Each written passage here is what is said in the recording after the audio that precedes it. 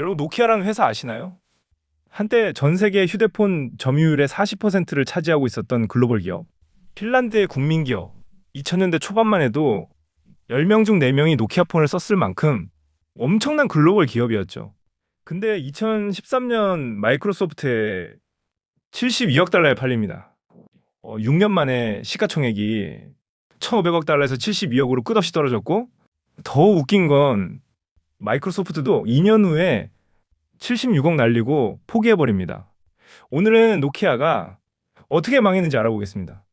노키아가 어떻게 성장했는지부터 알아볼까요? 노키아는 원래 휴대폰 회사가 아니었습니다. 1865년에 시작한 펄프 공장이었어요. 나무 베어서 종이 만들던 회사. 그러다 고무장화도 만들고 타이어도 만들고 전선도 만들고 별걸 다 했죠.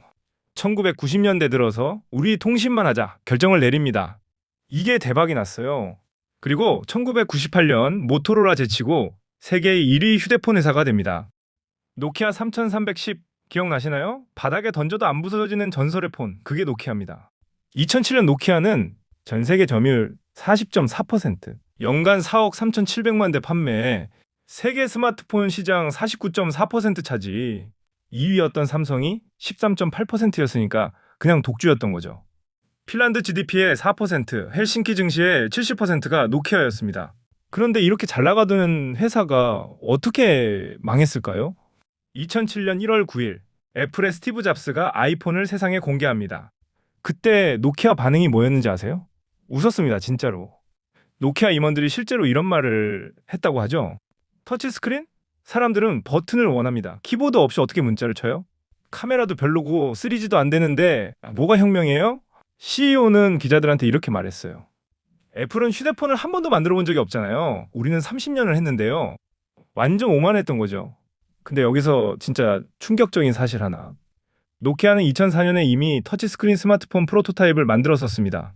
아이폰보다 3년이나 먼저요. 그럼 왜 안 냈냐? 세 가지 이유. 첫째, 부서끼리 싸움. 하드웨어 팀이랑 소프트웨어 팀이 서로 자기 영역 지키느라 바빴습니다. 둘째, 이거 내면 우리 기존 제품 판매 떨어지는 거 아냐? 하는 걱정. 셋째, 터치스크린은 비싸니까 이익률이 떨어진다. 스티브 잡스는 자기 아이팟 판매가 떨어질 걸 알면서도 아이폰을 만들었어요. 노키아는 기존 매출 지키려다가 회사 전체를 날려버렸습니다. 노키아한테는 아주 큰 문제가 또 하나 더 있었는데요. 바로 신비한 OS라는 운영체제였습니다. 1990년대에는 괜찮은 운영체제였습니다. 배터리도 오래가고 멀티태스킹도 되고.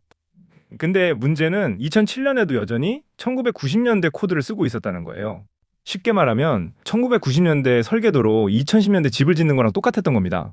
터치스크린을 애초에 생각도 안 하고 만든 OS를 업데이트하려면 전부 다시 짜야 했어요. 개발자 증언에 따르면 신비안에서 간단한 앱 하나 만드는데 6개월 걸렸어요. iOS는 6주면 됐는데 버그 하나 고치면 다른 곳에서 10개가 생겼어요 라고 합니다. 노키아도 이 문제를 알고 있었습니다. 그래서 2008년에 신비안을 오픈소스로 만들어버려요. 삼성, LG, 소니랑 같이 쓰자고. 근데 이게 오히려 독이 됐죠. 각 회사가 제멋대로 수정하니까 호환성은 엉망, iOS나 안드로이드처럼 통일된 사용 경험은 불가능했습니다. 그래서 2010년에 노키아가 운영하던 OS가 3개나 되죠. 신비안 마이너스 고급형 폰용, 미고 마이너스 차세대 OS라고 개발하던 거, 시리즈 40 마이너스 저가형 폰용. 한 회사가 OS를 왜 3개나 운영합니까? 방향을 완전히 잃어버린 거죠. 근데 여기서 끝이 아니죠. 기술보다 더 심각한 게 조직 문제였습니다. 노키아 전직 임원 증언에 따르면 우리한테 매트릭스 조직이라는 게 있었어요. 프로젝트 하나 하려면 하드웨어 팀, 소프트웨어 팀, 디자인 팀, 마케팅 팀 전부 승인받아야 했죠. 그래서 기능 하나 추가하는데 6개월, 제품 하나 출시하는데 2년 걸렸다고 하죠. 더 심각한 건 이거였습니다. 노키아는 나쁜 소식을 전하면 죽는 문화였어요. 엔지니어들은 신미안이 망할 거라는 걸 알았습니다. 근데 중간 관리자한테 말을 못해요. 중간 관리자들도 알았어요. 근데 임원들한테 보고를 못합니다. 왜? 나쁜 소식 전하는 사람, 이꼬르 승진 탈락이었으니까요. 다 잘 되고 있습니다라고 말해야 살아남는 구조였던 겁니다. 그래서 임원들은 마지막 순간까지 몰랐어요. 자기네 제품이 얼마나 뒤처져 있는지. 2010년에 노키아 엔지니어 한 명이 익명으로 블로그에 이렇게 썼습니다. 우리는 거짓말 위에 서 있습니다. 모두가 문제를 알지만 아무도 말하지 않습니다라고요. 2010년 9월 마이크로소프트에서 CEO를 데려오기로 노키아 이사회가 결정을 내립니다. 마이크로소프트 오피스 부문 사장이었던 스티븐 엘롭라는 인물이죠. 하지만 휴대폰 업계 경험이 전무한 인물이었죠. 2011년 2월 8일 엘롭이 전 직원한테 메모를 하나 보냅니다. 제목은 불타는 플랫폼. 내용을 한번 말씀드릴게요. 우리는 불타는 석유 시추선 위에 서 있습니다. 애플은 생태계로 우리를 공격하고 있고 안드로이드는 물량으로 우리를 공격하고 있습니다. 우리의 신비화는 늦었고 미고는 미완성입니다. 지금 당장 행동해야 합니다. 이 메모가 유출되면서 전 세계 뉴스가 됩니다.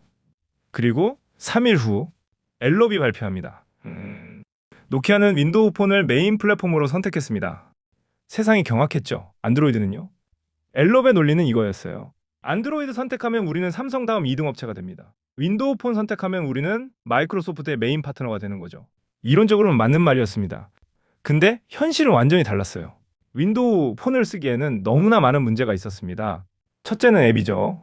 2011년 기준 iOS 50만 개 앱, 안드로이드 30만 개 앱, 윈도우 폰 3만 개 앱, 페이스북, 트위터, 게임 다 없거나 형편없었죠. 둘째는 오스본 효과라고 하죠. 윈도우 폰 발표하자마자 신비한 폰 판매가 폭락했습니다. 사람들이 신비화는 끝났네. 노키아도 포기했잖아. 왜 사? 이렇게 생각한 거죠. 근데 첫 윈도우 폰인 루미아 800이 출시되기까지 얼마나 걸렸는지 아세요? 9개월입니다. 9개월. 9개월 동안 노키아는 사실상 아무것도 팔지 못했어요. 분기마다 수천억 원씩 손실을 입었죠. 셋째, 마이크로소프트에 대한 의존도가 너무 퍼져버린 거죠. OS 업데이트, 버그 수정, 신기능 추가 전부 다 마이크로소프트 일정에 맞춰야 했습니다. 노키아 내부자 발언 중에 이런 말들도 있었죠. 우리는 하드웨어 하청업체가 됐어요. 마이크로소프트가 이거 만들어 하면 만드는 거였죠. 라고요. 넷째, 돈 문제. 마이크로소프트가 윈도우 폰 쓰는 대가로 노키아한테 플랫폼 지원금을 줬어요. 연간 수억 달러. 들리긴 좋죠. 네. 근데 이게 마약이었습니다. 노키아는 이 돈 없이는 적자를 견딜 수 없었고 마이크로소프트는 노키아가 다른 OS로 못 간다는 걸 알았어요. 협상력은 제로였던 겁니다. 2012년, 2013년 노키아는 정말 최선을 다했습니다. 정말 좋은 제품들 많이 나왔었죠. 대표적으로 말씀드리면 루미아 920 카메라 정말 좋았어요. 루미아 1020 41메가픽셀 카메라 지금 봐도 인상적입니다. 루미아 1520 업계 최초 6인치 패블릿 하드웨어는 훌륭했고 디자인도 독특하고 예뻤어요. 하지만 큰 한계에 부딪혔습니다. 사용할 만한 앱이 없었습니다. 인스타그램도 없고 스냅챗도 없고 제대로 된 구글 지도도 없었어요. 이러니 누가 쓰겠어요. 노키아가 부랴부랴 자체 앱을 개발을 해서 출시를 했죠. 노키아 지도, 노키아 뮤직 이런 거 말이죠. 근데 사람들 반응은 왜 굳이 구글 지도가 훨씬 나은데 이런 반응이 대부분이었죠. 앱이 없으니까 사람들이 안 사고 시장 점유율이 낮으니까 개발자들이 앱을 안 만들고 앱이 없으니까 사람들이 더 안 사는 악순환이 시작되었습니다. 그 결과 2013년 2분기 노키아의 스마트폰 시장 점유율 3%라는 최악의 결과가 나왔습니다. 3년 전만 해도 49%였던 회사가요. 말도 안 되는 일이었죠. 그리고 2013년 9월 3일 노키아가 발표합니다. 우리의 휴대폰 사업을 마이크로소프트에 72억 달러에 매각합니다. 72억 달러. 6년 전 시가총액이 1,500억 달러였던 회사가 핵심 사업을 72억 달러에 판 겁니다. 스티븐 엘롭은 마이크로소프트로 돌아갔고 32,000명의 노키아 직원들이 마이크로소프트 직원이 됐어요. 핀란드 국민들은 충격에 빠졌습니다. 국민 기업이 사라진 거니까요. 근데 더 아이러니한 건요. 마이크로소프트도 결국 실패했습니다. 2015년 마이크로소프트는 노키아 인수를 역사상 최악의 인수로 인정하고 76억 달러를 감가상각 처리합니다. 노키아에 쏟아부은 72억 달러가 전부 날아간 거예요. 2016년 마이크로소프트는 윈도우 폰 사업을 사실상 포기 선언을 하죠. 이제 노키아 휴대폰은 완전히 역사 속으로 사라졌습니다. 자, 어떻게 보셨나요? 세계 휴대폰 시장 40% 이상의 점유율을 가졌던 핀란드의 국민기업 노키아. 노키아가 무너진 이유가 뭘까요? 저는 이렇게 생각합니다. 첫째, 혁신가의 딜레마. 성공한 기업은 기존 고객 만족시키는 데만 집중한다 하죠. 노키아는 고마진 제품에 집착했고 애플은 시장 자체를 바꿔버렸습니다. 둘째, 망가진 조직 문화. 부서 간 싸움, 나쁜 소식을 못 전하는 분위기, 위계적 문화, 이게 전부 혁신을 막았습니다. 셋째, 잘못된 파트너 선택. 안드로이드 거부하고 윈도우폰 선택한 건 자살행위였어요. 넷째, 너무 늦은 대응. 2007년에 아이폰 나왔는데 2011년까지 제대로 대응을 못했습니다. 기술업계에서 4년은 한 세대 예의상이라고 볼 수 있습니다. 한 세대를 날려버린 거죠. 다섯째, 오만함. 니는 30년을 일했다. 애플이 뭘 알아? 이 오만함이 노키아를 죽였습니다.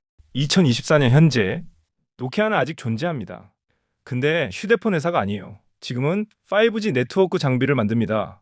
아이러니하죠. 한때 휴대폰을 지배했던 회사가 이제는 휴대폰이 연결되는 네트워크를 뒤에서 조용히 만들고 있어요. 한때 노키아 세상을 본사 지배했던 로비에는 기기들이 아직도 옛날 휴대폰들이 이제는 전시되어 박물관 있습니다. 전시품이 돼버렸습니다. 한때 세상을 한때 지배했던 지배했던 기기들이 기기들이 이제는 이제는 박물관 박물관 전시품이 전시품이 돼버렸습니다. 돼버렸습니다. 여기까지 노키아 이야기였습니다. 영상을 재미있게 보셨다면 구독과 좋아요 부탁드립니다.